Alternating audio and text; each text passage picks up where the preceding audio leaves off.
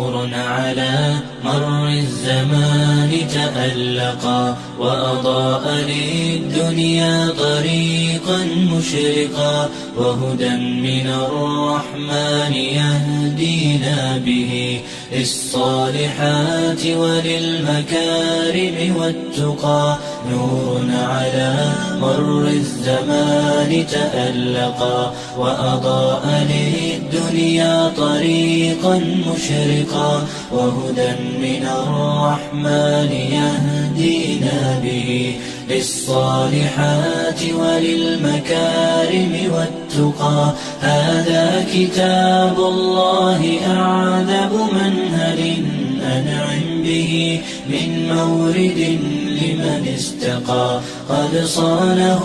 رب العباد بحفظه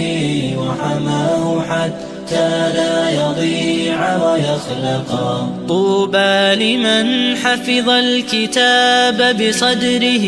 فبدا وضيئا كالنجوم تألقا وتمثل القرآن في أخلاقه وفعاله